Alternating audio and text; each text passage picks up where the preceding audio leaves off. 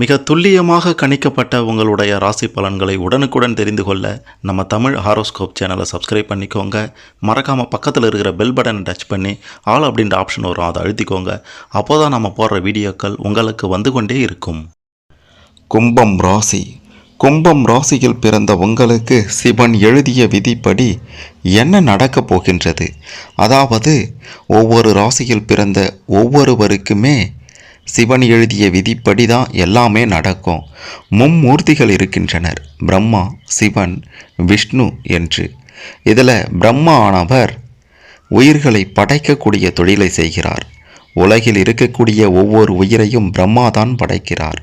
அப்படி படைக்கப்பட்ட உயிர்களை காக்கக்கூடிய தொழிலை செய்பவர் விஷ்ணு பகவான். ஆனால் அப்படி காக்கக்கூடிய அந்த உயிர்களை அழிக்கக்கூடிய தொழிலை செய்யக்கூடிய முக்கியமான இடத்தில் இருப்பவர் சிவன் பகவான்.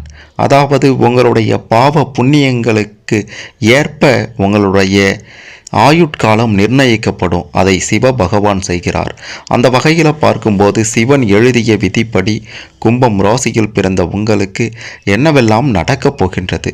குறிப்பாக குடும்பம் எப்படி இருக்கும், தொழில் எப்படி இருக்கும், வாழ்க்கை எப்படி இருக்கும், எதிர்காலம் எப்படி இருக்கும், திருமண வாழ்க்கை எப்படி அமையும், பணம் குவிய என்ன செய்யணும், கடன் பிரச்சனைகளெல்லாம் எப்போது தீரும் அப்படின்ற மாதிரி சிவன் எழுதிய விதிப்படி உங்களுடைய வாழ்க்கையில் என்ன நடக்கப் போகின்றது அப்படின்றத பற்றி தான் தெளிவாக பார்க்க போகிறோம். கடைசி வர பார்த்தீங்கன்னா சிறப்பாக புரியும். அதுக்கு முன்னாடி கும்பம் ராசியில் பிறந்த நீங்கள் எந்த தேதியில் பிறந்தீங்க அப்படின்றத கமெண்டில் சொல்லுங்கள். அதிரடி திருப்பங்களும் அதிர்ஷ்டங்களும் யோகங்களும் உங்களுக்கு காத்திருக்கிறது. மறக்காமல் இந்த வீடியோவை லைக் பண்ணுங்கள். அப்போதான் அது என்ன அப்படின்றது உங்களுக்கு தெரிய வரும். கும்பம் ராசி. உங்களுடைய கும்பம் ராசிக்கு ஜீவனஸ்தானாதிபதி செவ்வாய் பகவான் ஆட்சி பெற்று உச்சம் பெற்று குரு போன்ற சுப கிரகங்களினுடைய பார்வை பெறும்போது சமுதாயத்தில் ஒரு கௌரவமான நிலையை அடையக்கூடிய யோகம் உங்களுக்கு உண்டாகும் என்பது சிவன் எழுதிய விதி. நவ கிரகங்களில் நிர்வாகத்திற்கு காரகனான செவ்வாய் பகவான் மிகச்சிறந்த நிர்வாக திறமைக்கும் போலீஸ், இராணுவம், பாதுகாப்பு போன்ற துறைகளில் உயர் பதவிகளை வகிப்பதற்கும் காரணகர்த்தாவாக விளங்குகின்றார். செவ்வாய் பகவான் பலமாக அமைந்து சூரியனுடைய சேர்க்கை பெற்று சுபர் பார்வையுடன் அமைய பெறும்போது அரசு மற்றும் அரசு சம்பந்தப்பட்ட துறைகளில் உயர் பதவிகளை வகிக்கக்கூடிய யோகம் உங்களுக்கு உண்டாகும் என்பதுதான் சிவன் எழுதிய விதி. இதன் கூடவே குரு பகவானுடைய சேர்க்கையும் பெறும்போது அரசாங்க அதிகாரியாகும் யோகம், பலரை வழிநடத்தி செல்லக்கூடிய அமைப்பு எல்லாம் உங்களுக்கு உண்டாகும்.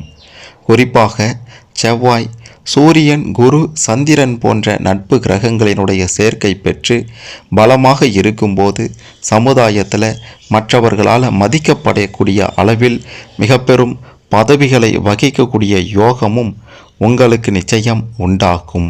சிவன் எழுதிய விதிப்படி ஒவ்வொரு மாதமும் என்ன நடக்கும்? குறிப்பாக ஒவ்வொரு மாதத்துலேயும் 4 வாரங்கள். இதில் முதல் வாரம், 2வது வாரம், 3வது வாரம், 4வது வாரம் என்று தனித்தனியாக பிரிக்கப்பட்டு உங்களுடைய விதியானது சிவன் பகவானால் நிர்ணயிக்கப்பட்டிருக்கின்றது. அந்த வகையில் பார்க்கும்போது உங்களுடைய வாழ்நாள் முழுவதும் வரக்கூடிய ஒவ்வொரு மாதத்திலையும் முதல் வாரம் எப்படி இருக்கும் என்று பார்க்கும்போது உங்களுடைய ஆசைகள் அனைத்தும் நிறைவேறக்கூடிய வாரமாக அந்த முதல் வாரம் இருக்கும். பண வரவிற்கு எந்த ஒரு பிரச்சனையும் இருக்காது. பண வரவு அதிகமாகவே இருந்தாலும் பிற்காலத்தில் தேவைப்படும் என்று சேமிப்பு செய்வது நல்லதாக இருக்கும். எல்லா வெற்றியையும் அடைய வேண்டுமென்றால் கூடுதலாக உழைக்க வேண்டும் அப்படின்றத சற்று மனதில் கொள்ள வேண்டிய வாரமும் இந்த முதல் வாரம்தான். முடிந்த வரைக்கும் யாரிடமும் அனாவசியமான வாக்குவாதத்தில் ஈடுபடாதீங்க. சொந்த தொழில் சிறப்பாகவே நடக்கும். நீங்கள் எதிர்பார்த்ததை விட லாபம் அதிகமாகவே கிடைக்கும். நீங்கள் வேலை செய்யும் இடத்தில் நல்ல பெயரை வாங்கும் நேரமும் இதுதான். உங்களுடைய அலுவலகத்தில் உங்களுடைய கைதான் ஓங்கி நிற்கும். புது வாய்ப்புகளும் உங்களுடைய வீட்டு கதவை தட்டும் காலம் இது. நீங்கள் தான் அதனை பயன்படுத்தி கொள்ள வேண்டும். முடிந்த வரைக்கும் கடன் வாங்காமல் தவிர்த்து கொள்ள வேண்டியது மாதத்தின் முதல் வாரத்தில் நல்லதாக இருக்கும். கடன் வாங்கினால் திருப்பி கொடுக்க முடியாத சூழ்நிலை இந்த காலகட்டத்தில் ஏற்படும். கடனை நீங்கள் யாருக்காவது கொடுப்பதாக இருந்தாலும் உஷாராக இருந்து கொள்வது அவசியம். ஆக மொத்தத்தில் பண பரிமாற்றத்தின் போது ரொம்ப விழிப்புணர்வோடு செயல்படுவது இந்த காலகட்டத்தில் முக்கியம்னே சொல்லலாம். அதையும் தாண்டி மிக முக்கியமாக உங்களுக்கு இந்த காலகட்டத்தில் பிரச்சனை ஏற்படும் போது விநாயகர் வழிபாட்டை மேற்கொண்டீங்கன்னா அனைத்து பிரச்சனைகளும் சுமூகமாக முடியும் என்பது சிவன் எழுதிய விதி.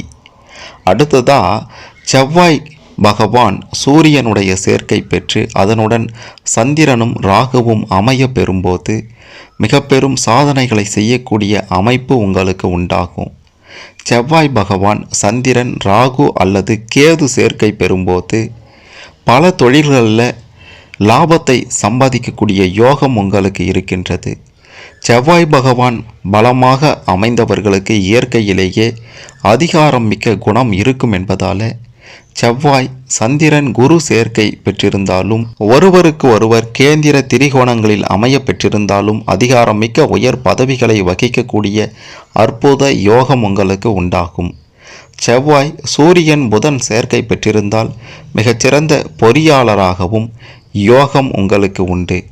கம்ப்யூட்டர் துறைகளில் சாதனை படைக்கக்கூடிய திறன் உங்களுக்கு நிச்சயம் உண்டாகிவிடும். செவ்வாய் கிரகத்துடன் சுக்கிரனும் சந்திரனும் சேர்க்கை பெறும்போது வெளியூர் வெளிநாடுகள் மூலமாக சம்பாதிக்கக்கூடிய வாய்ப்பு உங்களுக்கு நிச்சயம் அமையும் என்பது சிவன் எழுதிய விதி. உங்களுடைய 10வது இடத்தில் குரு பகவான் அமர்ந்து அதனுடன் புதன் சேர்க்கையும் இருக்கும் பொழுது மிக பெரும் ஒரு செல்வாக்கோட உங்களுடைய ஊரில் நீங்கள் வாழ்வீங்க என்பதை மறுத்துவிட முடியாது.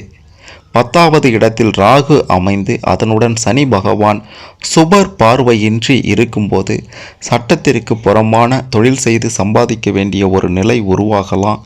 அப்போது கவனமாக இருக்க வேண்டியது மிக அவசியம் என்றே சொல்ல வேண்டும்.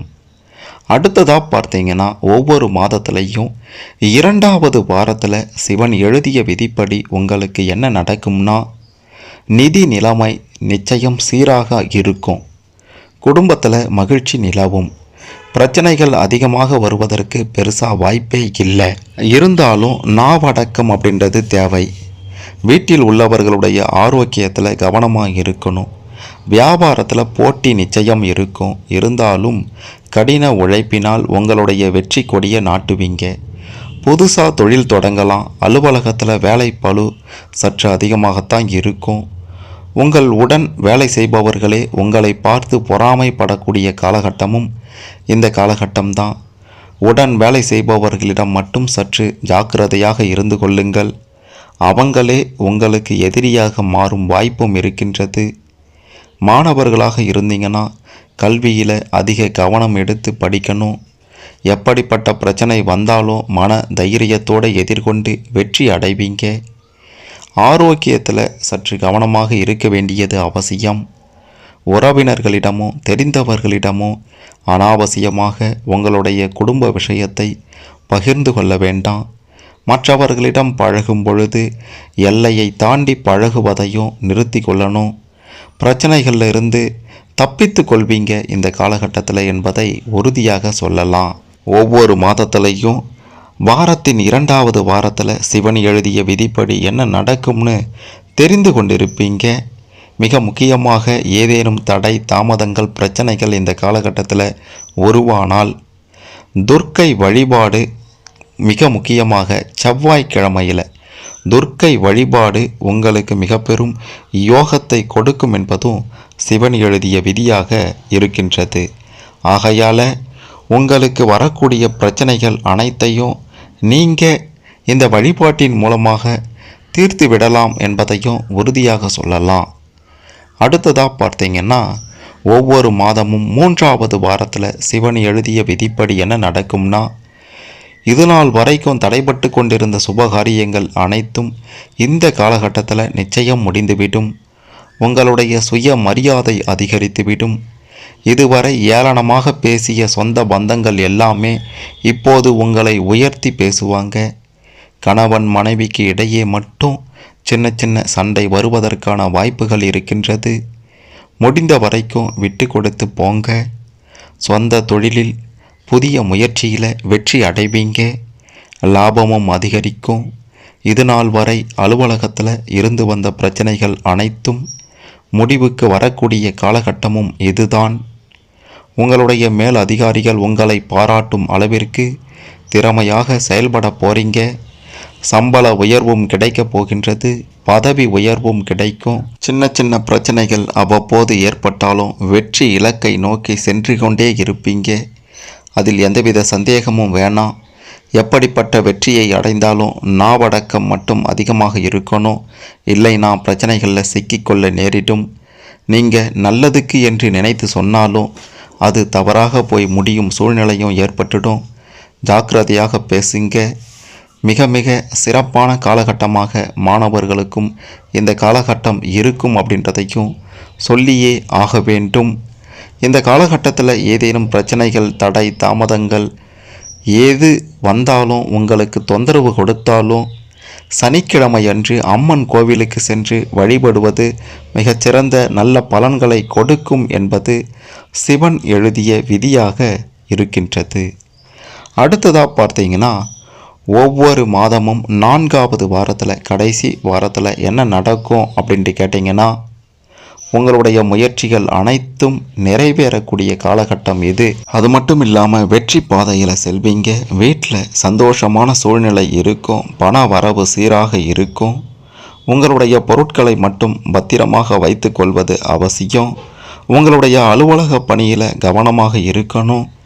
அலுவலகம் சம்பந்தப்பட்ட எந்த ஒரு ரகசிய விஷயங்களையும் உங்களுடன் பணிபுரிபவர்களிடம் கூட பகிர்ந்து கொள்ளக்கூடாது. அனாவசியமாக ரகசியங்களை வெளியில் சொல்வதன் மூலமாக உங்களுக்கு பிரச்சனை வர வாய்ப்புகள் இருக்கின்றது. வீட்டில் கணவன் மனைவிக்கு இடையே நிச்சயம் அன்பு அதிகரிக்கும். சொந்த தொழிலை விரிவுபடுத்த புதிய முயற்சிகளை நீங்கள் இந்த காலகட்டத்தில் மேற்கொண்டீங்கன்னா நிச்சயம் வெற்றி கிடைக்கும். குறிப்பாக அரசாங்க வேலைக்காக முயற்சி செய்து கொண்டிருப்பவர்களுக்கு நல்ல செய்திகள் வந்து சேரக்கூடிய காலகட்டம் இது. அரசாங்க வேலைக்காக வைக்கப்படும் தேர்வுகளை தைரியமாக எழுதலாம். பெண்களுக்கும் இந்த காலகட்டம் அமோகமாக இருக்கும். தங்களுடைய சேமிப்பின் மூலம் பல வகையான விலை உயர்ந்த பொருட்களை வாங்கி மகிழ்வீங்க. இதுநாள் வரை கஷ்டப்பட்டு வந்த பல வகையான பிரச்சனைகளுக்கு நிச்சயம் தீர்வு கிடைத்துவிடும். வருமானம் கணிசமாக உயர்ந்துவிடும். உங்களுடைய பிள்ளைகளின் நடவடிக்கைகளை மட்டும் சற்று கவனமாக பார்த்து கொள்ளணும். உறவினர்களுடைய வருகையால் வீட்டில் சந்தோஷம் பிறக்கும். சொந்த தொழில் சற்று மந்தமாகத்தான் இருக்கும். விடாமுயற்சி வெற்றியை கொடுக்கும் அப்படின்றத மறந்துடாதீங்க. அலுவலகத்தில் வேலை சுமை அதிகரிக்கும். சம்பளமும் அதிகரிக்கும். பதவி உயர்வும் கிடைக்கும். நீங்கள் கடன் தொகைக்காக விண்ணப்பித்தா கடன் கிடைக்கும். முடிந்தவரை கடன் வாங்குவதை இந்த காலகட்டத்தில் தவிர்த்திடுங்க. ஆன்மீகத்தில் அதிக கவனம் செலுத்துவீங்க. பிரச்சனை என்று வரும்போது மட்டும் அவசரமாக எந்த ஒரு முடிவையும் எடுக்காம சற்று நிதானமாக சிந்தித்து முடிவெடுப்பது நல்ல பலன்களை கொடுக்கும். உங்களுடைய குடும்ப உறுப்பினர்களுக்காக நீங்கள் எடுக்கும் முயற்சி அனைத்தும் வெற்றியை கொடுக்கும். சொத்துக்கள் வாங்குவது, விற்பது என்றால் அதில் சில சிக்கல்கள் ஏற்பட வாய்ப்புள்ளது என்பதால் முடிந்த வரைக்கும் பண பரிமாற்ற விஷயங்கள்லையும் ஜாக்கிரதையாக இருந்து கொள்வது அவசியம். வியாபாரத்தில் நல்ல முன்னேற்றம் ஏற்படும். புதிய முயற்சியில் வெற்றி அடைவீங்க. அலுவலகத்தில் வேலை செய்து கொண்டிருப்பவர்களுக்கு புதிய வாய்ப்புகள் கதவை தட்டும். வாய்ப்பை நழுவ விற்றாதீங்க. சம்பள உயர்வு, பதவி உயர்வு எல்லாம் கிடைக்கக்கூடிய நேரம் இது. வீட்டில் சுபகாரிய பேச்சுகள் தொடங்குவீங்க. திருமண தடையெல்லாம் நீங்கிவிடும். குழந்தை பேறு இல்லாதவர்களுக்கு குழந்தை வரம் இந்த காலகட்டத்தில், அதாவது மாதத்தின் 4வது வாரத்தில் நல்ல செய்தி உங்களை தேடி வரும். உங்களுடைய அம்மாவின் உடல் நலனில் மட்டும் சற்று கவனம் செலுத்த வேண்டியது அவசியம். வீட்டில் இருக்கும் பெண்களுக்கு சந்தோஷமான செய்திகள் இந்த காலகட்டத்தில் தேடி வரும். மன அமைதியான குடும்ப சூழ்நிலையை உருவாக்குவது பெண்களுடைய கையில்தான் இருக்கிறது அப்படின்றத இந்த காலகட்டத்தில் நீங்கள் உணர்ந்து செயல்பட வேண்டியது மிக மிக அவசியம் என்று தான் சொல்ல வேண்டும். மற்றபடி கும்பம் ராசியில் பிறந்த உங்களுக்கு பெரிய பாதிப்புகளோ பிரச்சனைகளோ சிவன் எழுதிய விதிப்படி இருக்காது. நீங்கள் நினைத்தது நிச்சயம் நடக்கும். உங்களுடைய வாழ்க்கையும் சீரும் சிறப்புமாக இருக்கும் அப்படின்றதையும் உறுதியாக நிச்சயமாக சொல்லலாம். குறிப்பாக இந்த மாதத்தினுடைய கடைசி வாரத்தில் 4வது வாரத்தில் உங்களுக்கு பிரச்சனைகள் இருந்தால், தொந்தரவுகள் இருந்தால், எதிரிகளின் பிரச்சனைகள் இருந்தால் நீங்கள் அனுமனை வழிபட்டு வந்தீங்கன்னா புதன்கிழமை தோறும் அல்லது சனிக்கிழமை தோறும் அனுமனை வழிபட்டு வந்தீங்கன்னா உங்களுக்கு எல்லாமும் நல்லதே நடக்கும். சிவன் எழுதிய விதிப்படி கும்பம் ராசியில் பிறந்த உங்களுக்கு என்ன நடக்கும், எதை செய்யணும் செய்யக்கூடாதுன்னு தெரிந்து கொண்டிருப்பீங்க. இதில் உங்களுக்கு ஏதேனும் சந்தேகங்கள் இருந்தால் கமெண்ட்டில் சொல்லுங்கள். மறக்காமல் இந்த வீடியோவை லைக் பண்ணுங்கள், ஷேர் பண்ணுங்கள். கும்பம் ராசியில் பிறந்த அனைவரும் தங்களுடைய வாழ்க்கையை சிறப்பாக அமைத்து கொள்ள இது நிச்சயம் உதவும்.